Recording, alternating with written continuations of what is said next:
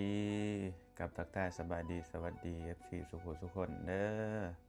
ยินดีต้อนรับเข้าสู่ช่องบ่าวสุขคนยินดีพี่น้องวันนี้ก็สิแปลกๆเปิดคลิปอยู่ที่ห้องเนาะพี่น้องอันนี้ก็เป็นห้องนอนบ่าวสุขเองบ่ค่อยจะถ่ายลงเนาะส่วนหลายกับถ่ายแบบเวลามีอันนั้นอันนี้อย่างเช่นล้างแอร์บ่ขนของย้ายของบ่แต่ว่าอันนี้แปลกๆหน่อยหนึ่งเนาะพี่น้องบ่าวสุขมานั่งเปิดคลิปอยู่ในห้องเพราะว่ามันเงียบสงบดีเนาะพี่น้องก็เลยนั่งเปิดอยู่นี่แล้วจ้ะมื้อนี้บ่าวสุขสิออกไปใส่หนีเนาะพี่น้องคลิปนี้เฮาจะมาบอกว่าเฮาเป็นหนีเนาะบ่าวสุขเป็นหนีอยู่ที่33ล้านประมาณ48,000-49,000นี่พี่น้องเกือบ50,000เนาะหลายคนแสนบ่ อาจจะยังบ่ฮู้ว่าเฮาเป็นหนี้เนาะก็คือหนี้อีหยังหลายคนก็สิอยากถามเนาะว่าบ่สุขคือเป็นหนี้ไปกู้หนี้ยืมสินไผมาหั่นนะก็คือหนี้นี่บ่แม่นเฮาไปกู้ไปยืมเนาะพี่น้องก็คือหนี้ค่า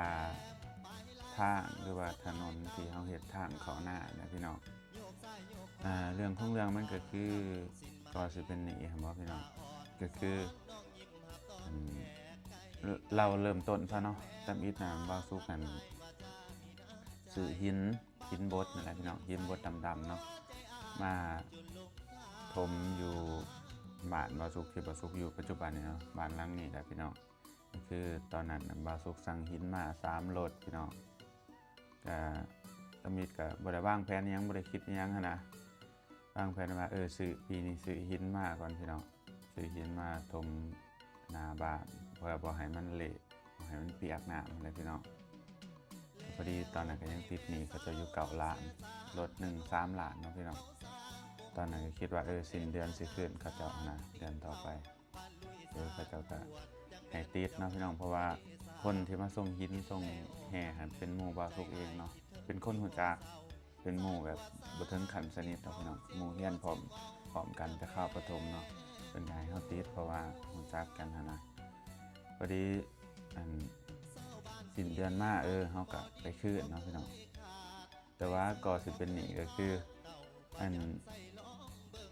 ไปเฮ็ดทางพี่น้องไปเฮ็ดทางเขาหน้าตามิดก็บ่ได้คิดในวางแผนเอาว่าสิเฮ็ดนั่นนะเผอิญว่าน้องชายเฮาไปเฮ็ดเฮือนอยู่หน้าบ่าวสุขเนาะพี่น้องไปเฮ็ดเฮือนอยู่หน้าบ่าวสุขก็เลยบ่าวสุขเป็นคนที่แบบว่าคิดหลายหั่นนะ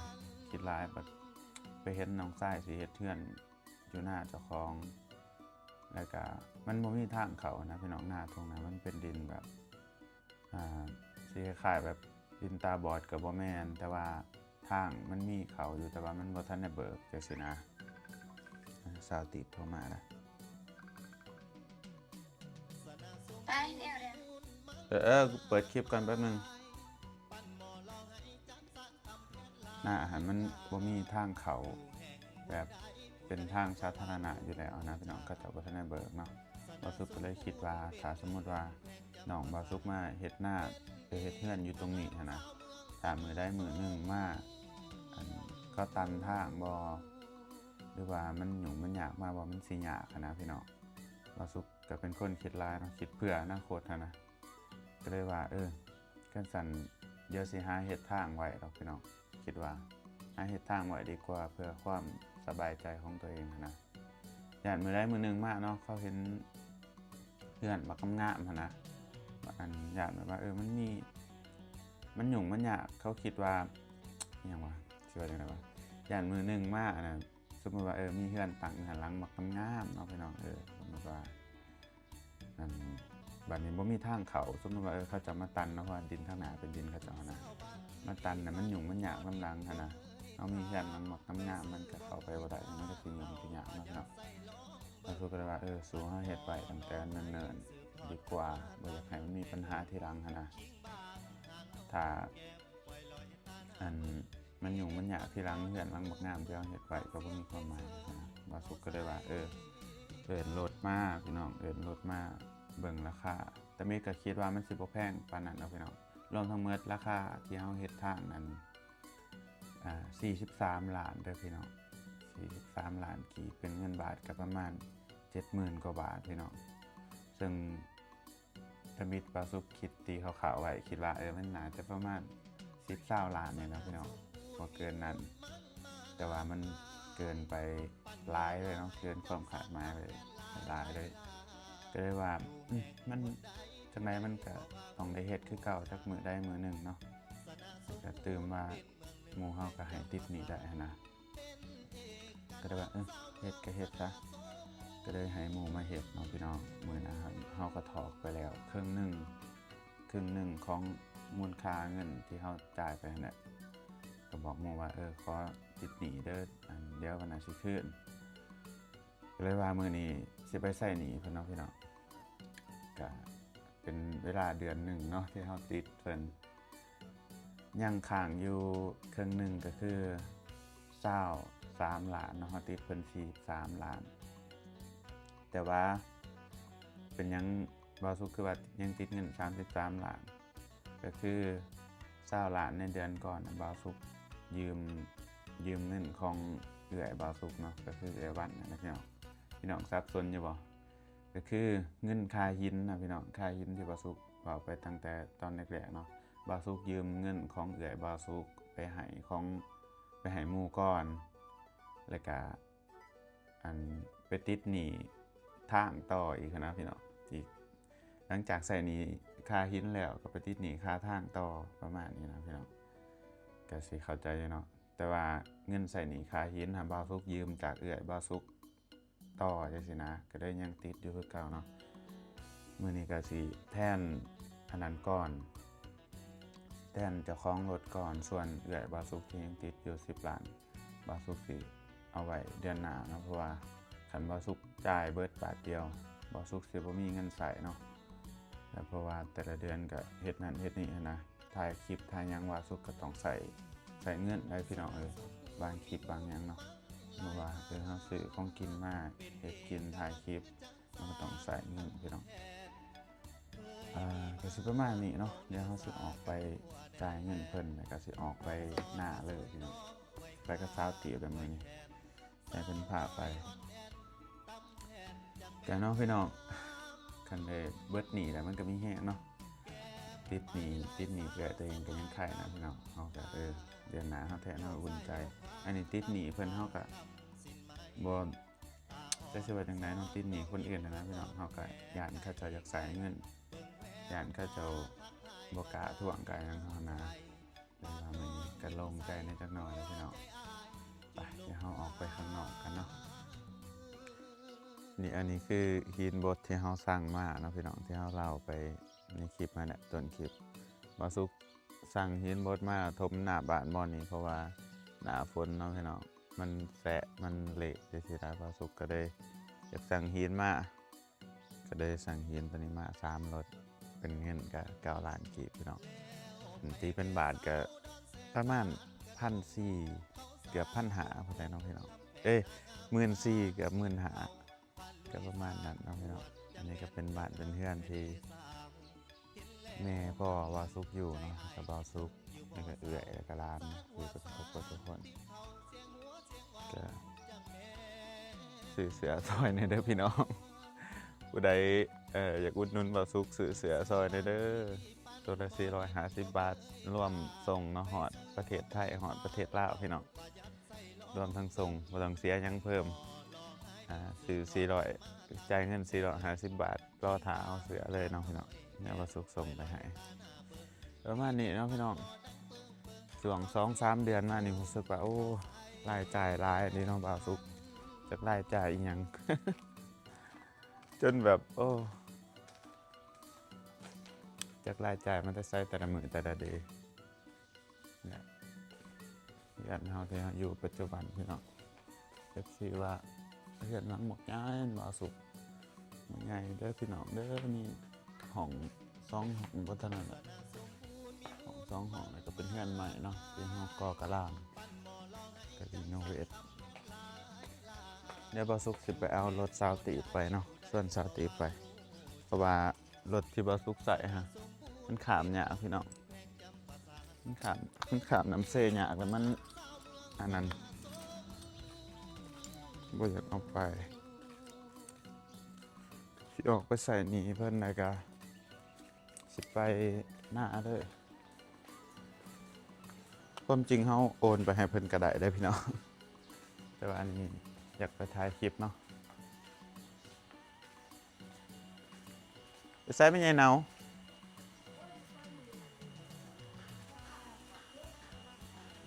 โอ้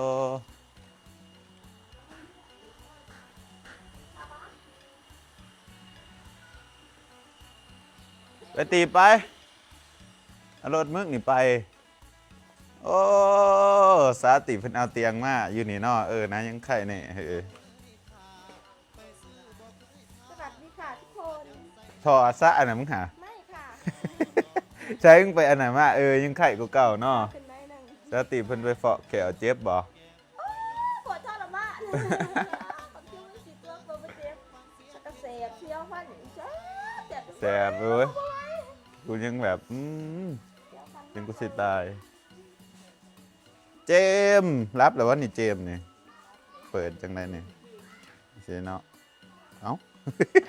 มันเปิดแจ๊จีบเปิดเบิ่งหะที่ใต้นาลูกนาร้านสาติเปิดโอ้ แน่ น่ะตื่นน่ะเจมส์นี่ร้านสาติเด้อพี่น้องลูกเอื้อยเพิ่นเขตศพเนี่ยนะ นอนตอนมันนอนโตพี่ยัง ไปหาสิเส้นสาติออกไปเนาะอันอีราดิมันเปิดอยู่บ่วะ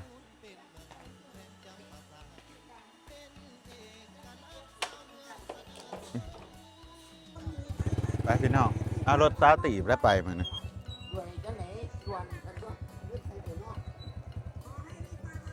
โอ้ยน้ำก็จะเป็นบกคักบกแน่ขึ้นนะกว่าพอแล้วเมื่อยน้ำท่าขึ้นนี่แหละขี่ขานไปขี่ขานมาผู้น้ำอยู่ลุ่มผู้ แล้วดึงวะจำได้ข้าวอันนั้นเดือน1เดือน2ได้ข้าวน้ำบกอย่างเงี้ย ผู้บางแน่พี่น้องเอ้ยก็แต่เมื่อยเขาบอกอยากไปใส่มาใส่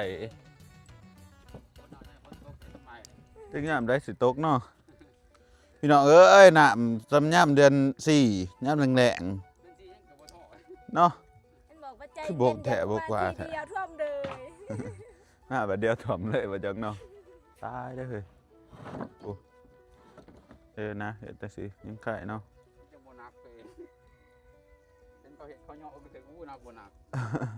แต่มันจะเป็นวิ่งบ้านมันหยอบไม่แต่ ตอนแรกนี่เขามาก็ดึงเขาทำไม เมื่อวานนี้ลุงท่องคำวันนี้เรื่องมันหวานวะเดี๋ยวมันซื่อ มันซื่อ แต่ต้องไปถูกมัน โอ้ยมันกระแตกแล้วให้ลบเที่ยวลบไปลบมามันหักลงก็ดี10 หอด5-6 ปีแล้วก็ตั้งแต่เริ่มเฮ็ดมาทาน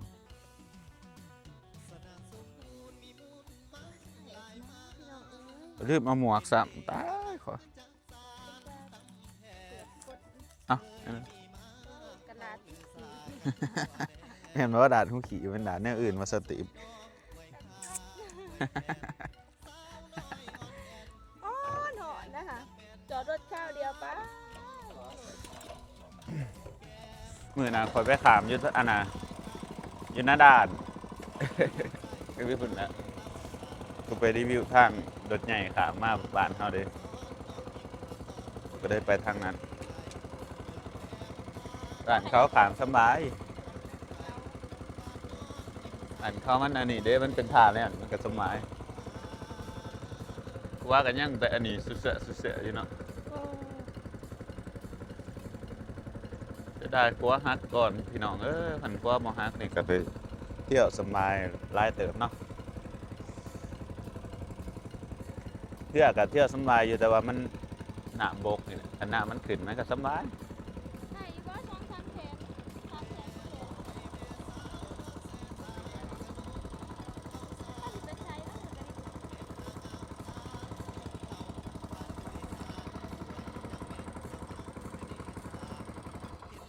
ต้องลืมเอาหมวกเลย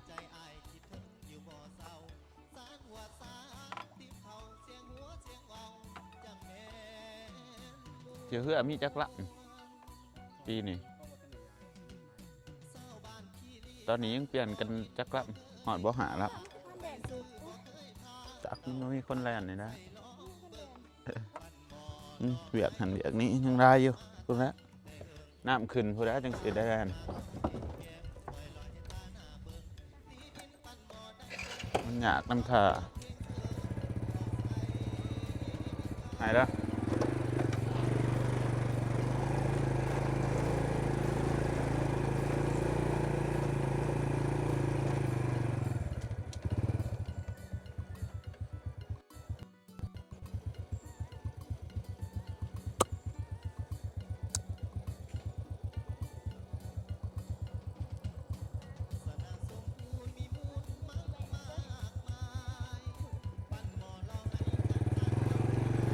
พี่น้องเดี๋ยวเขาไป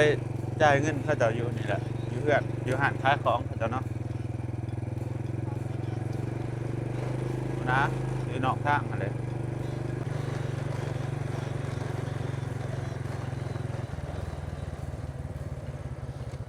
ได้ทุกคนจะมาใส่นี่เขาจะเพื่อนส่งนี่แบบคือเพื่อนกูดีเนาะคือเพื่อนกูอยู่ในหมู่บ้านนั่นเลย ได้เวลาจ่ายนี่แล้วโอ้ข้างบนท่านเนี่ยเพิ่งเคยแวะจังเถื่อหัดเรากูยังว่าท่านเนี่ยแวะจ้าเถื่อถ้าตั้งแต่เราเปิดมา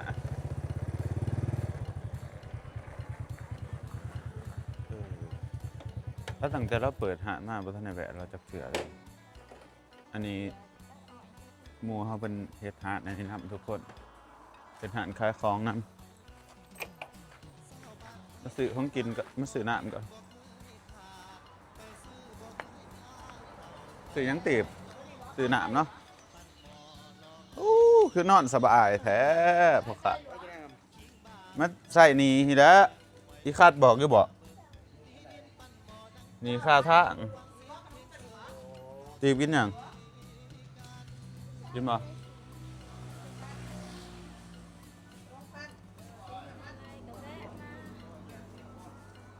ราคาของอันนี้ทุกคนใช่หนาโบอิชิใช่ปะนี่อยู่ตีเห็นบ่ใช่ปูอยู่ไหนไอ้ปู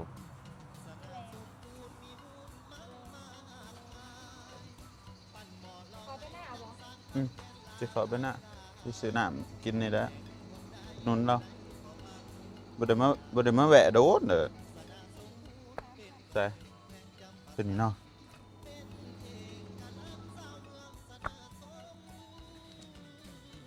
แล้วขาดออกงานใช่มื้อนี่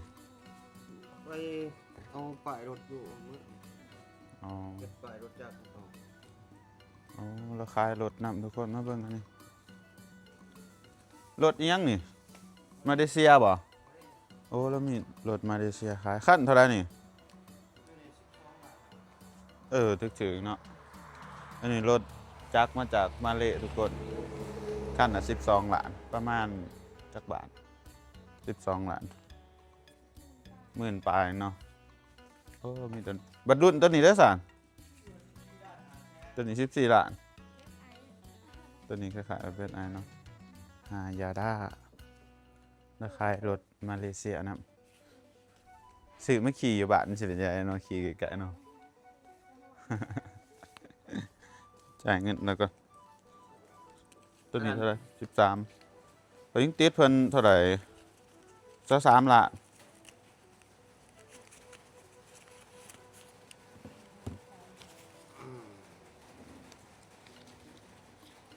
เพิ่นบ่ได้บอกว่าสายว่าคอยสิมาอันนั้น บ่อนมา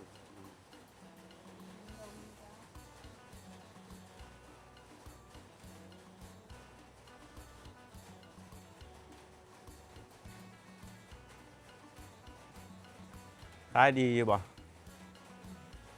ก็ได้ขายอยู่ เปิดจะขายทรง เป็นกำลังเปิดหาดใหม่ทุกคนกำลังเปิดปีนี้แหละหันบ่ทันได้แวะจักเทื่อไปไกลมาไกล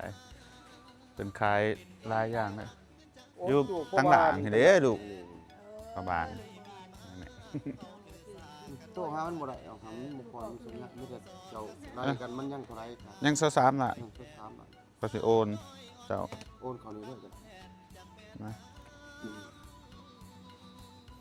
นี่เป็นสิมันนะเดินเข้ามา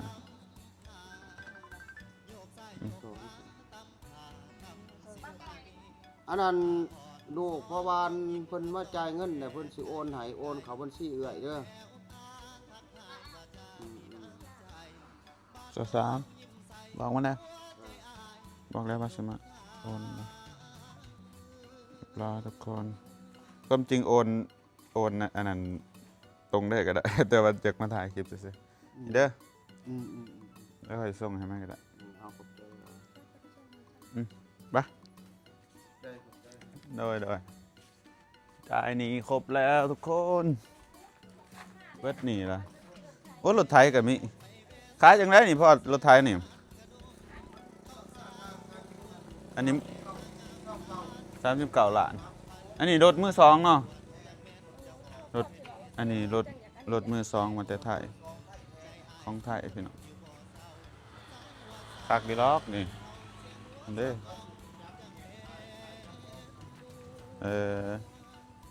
อันนี้รถมือสองมาจากไทยทุกคนมาจากโคโบตา เนี่ยคล้ายเนาะเห็นเด็กก็หัวกับหันออกหาย เอาแต่ขิง ผู้ใดสนใจมาลองเบิ่งได้เด้อทุกคน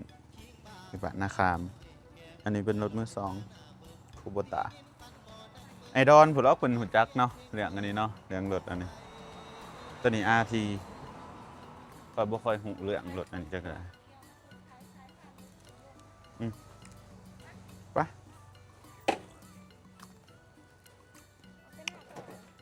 ไปบ่จะไปกินตำส้มไปทุกคนจ่ายเรียบร้อยแล้วเนาะมีแห้งนะบ้านนี้ติดนี่